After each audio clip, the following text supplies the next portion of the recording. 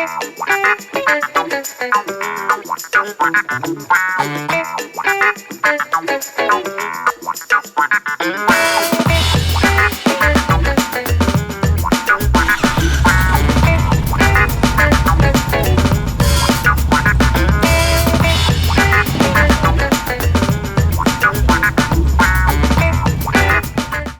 and welcome to Happiness_perkm. This is a series of discussions that we will be doing. The topics have been given to us by the Happiness_perkm fraternity.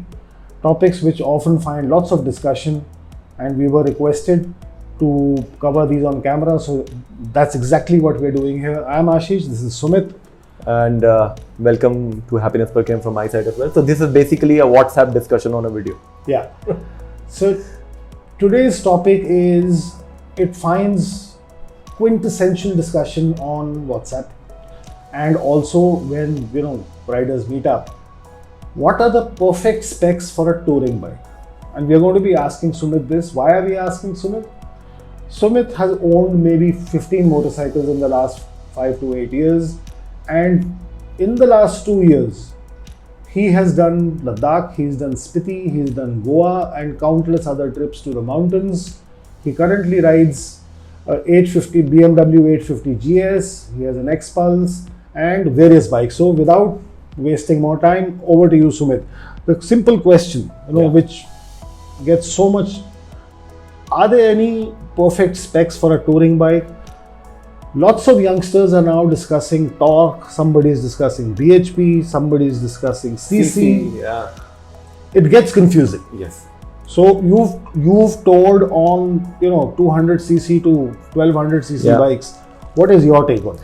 Ashish, see, the discussion over the power of the motorcycle or the torque or whatever displacement, it is relevant and irrelevant both.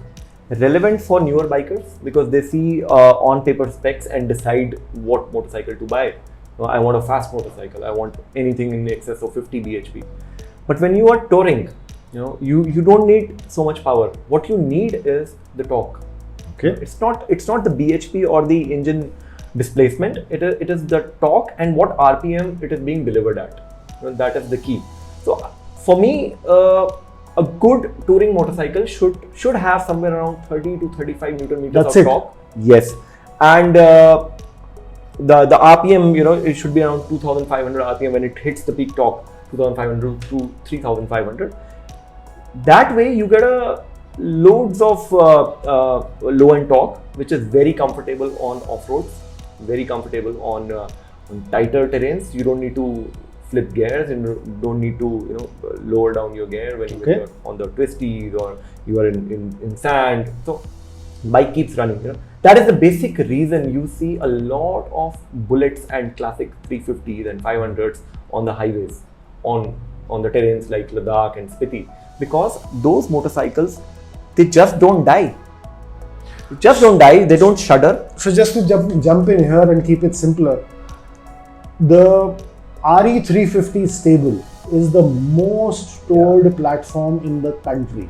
8 out of 10 bikes or 7 out of 10 bikes doing very long tours, especially to Ladakh, Spiti or across the country, are RE bullets. And incidentally, as Sumit was saying, the 350 stable, the torque levels are 30 or lower. Yeah. Let's just keep it simple. So 30 Newton meter torque we've locked. Yeah. Ideal bhp 25-30. That's good enough. That's good enough. The Suzuki V-Strom 250, the latest motorcycle to join in the touring motorcycle foray. This is I haven't ridden it yet, but the people who have ridden it, they are swearing by it. This is the apt amount of power and torque. It's a great combination, and weight, of course, which I would like to come next to. The weight of the motorcycle, that matters a lot. That is where companies like manufacturers like KTM thrive, because it's all about the weight. When you are in a tough terrain, if your motorcycle is heavy and you are on a solo ride, God save you. So you need a lighter motorcycle. So weight plays a crucial role there. And the only thing which was What's missing. the sweet spot of the weight? Because the reason I ask is, if the motorcycle is Yeah. too light, Yeah. you will jump around a lot on highways as well. If it's too heavy, you will If not complemented well with a good suspension, yes, it would jump around and it would sway with a truck overtaking you or you overtaking the truck. Yeah. So the perfect weight, in my opinion, is somewhere between 160 to 180 kilos. Got it.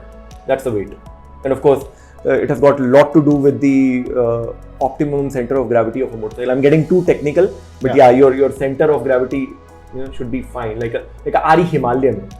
The classics, the Bullets paved the way for a build like Himalayan. They made this motorcycle a long stroke adventure motorcycle. Can you ever think about it? Long stroke engine on an adventure motorcycle, but they have been successful.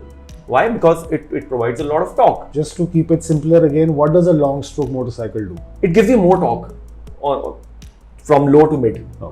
That's a main advantage of a long stroke engine. You would see on Bullets and Triumphs. Got it. And so 30 Newton meter of torque or above. Yeah. BHP 25 to 35. 25 or 30 or above. Yeah. What about CC? What impact does CC have on touring abilities? I don't think so, because the new age engines, everybody is shedding weight. Everybody is going down on the capacity. You see the older motorcycles, they used to be 800, 900 cc and developing 10 bhp, 12 bhp, the matchless and the BSAs. Fabulous. They were fabulous motorcycles, but they had bigger engines, lesser power. Now the engines are going smaller and the power is going up. So just staying on the CC point, it came up a lot for discussion on the group. Yeah. Riders are correlating CC and with the fact that on long rides, Yeah. if it's a small CC motorcycle, it heats up more. Is that true? It used to be true in the age of RX 100s and Suzuki Samurais and all. So with BS6 and liquid cooling and oil cooling coming in. X-Pulse is a great example. It's a 200cc relatively puny motorcycle. If you compare it with the Royal Enfields and the other touring motorcycles, the X-Pulse is the live example. 200cc. I have ridden with some pals of mine to Ladakh. They were on X-Pulse. It's a great motorcycle. So 200cc and above is fine? Yeah, 200cc and above. So just to recap, 30 Newton meter of torque is fine, 25 to 30 bhp is fine, 200cc or above is fine. Now coming to a topic which is not, according to us, discussed often. What about the tire setup? Should they be the same size front and back, or should they be different? No, your front tire, front wheel should be bigger. A 19-17 setup is the perfect thing for touring, because the motorcycle, you stay planted inside the motorcycle. When your front is a bit raised and you are sitting in a comfortable posture, it's good for your highway touring. You can stay longer on the saddle. You don't have to take much brakes, and also a bigger and a narrower tire makes it easier for you to wade through a lot of mud, sand, slush. So that helps. So narrower, the better, I would say. That's the reason you see, on all the high-end touring and adventure motorcycles, you would see a 21-inch front wheel. And obviously tubeless is preferred. And tubeless, of course. That saves a lot of headache if you have a tubeless. Okay. Fuel tank capacity. The reason I'm asking is till about a few years back, Yeah. people were obsessed with carrying fuel. You've done Ladakh, you've done Spiti. In the real world of today, 2022, do you need to have a 15-20 liter tank, or do you find petrol pumps everywhere? Okay. I'll quote with my example only, because I don't speak for anybody else. My 850 GS has got a 14 liters of fuel tank. Okay. On paper, it's very small for an ADV. But what matters is how efficient your motorcycle is.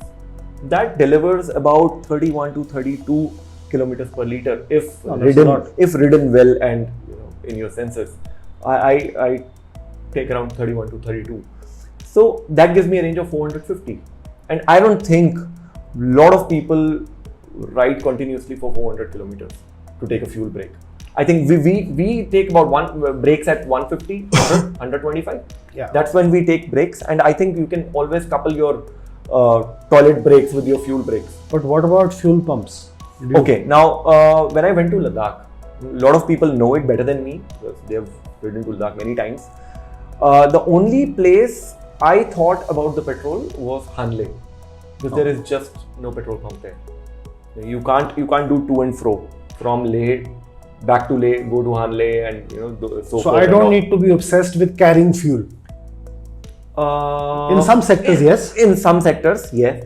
Very few sectors, I would say. Right. Spiti you can do easily. Spiti is not a problem. You don't need to carry fuel for Spiti.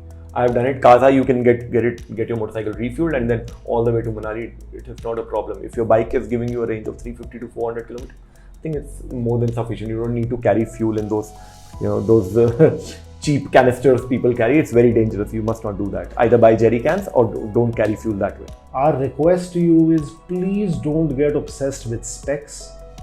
Modern day motorcycles are more than good enough. Just keep riding. Anything you'd like to add? Yes, I would like to add one tip or suggestion or advice for our newer riders. Don't just pounce on a very fast motorcycle, because you may have the money to afford it, but you may not have the skill. It's a vital point. You have to move through the... Yes, you should move through the spectrum of different motorcycles. Start with a 200cc. Nobody is stopping you from graduating to a 500cc or a 650 or a 1000cc, but do it later in your... Because if you're not trained to ride a motorcycle, which most of us are not, we have learned with experience. Yeah. I'm not technically or professionally trained in riding a motorcycle. I've learned it through experience, but yes, I have graduated from smaller motorcycles to these motorcycles. So that is my advice to you. You also must take care. It's your life. Faster motorcycles are lovely, but they are dangerous at the same time. Perfect. Thank you so much, Sumit. If you have any questions about touring bikes or motorcycles in general, please do mail to Sumit at happinessperkm.com. And you can also DM us on Instagram. Our Instagram handle is right here. It's @happinessperkm. We are more responsive than emails. Yeah. So thank you so much for watching, and don't forget to share this video, like this video, and subscribe to our channel, because we are making more of such videos, and I know you want to stay updated on that. Thank you. Thank you for watching. Bye-bye.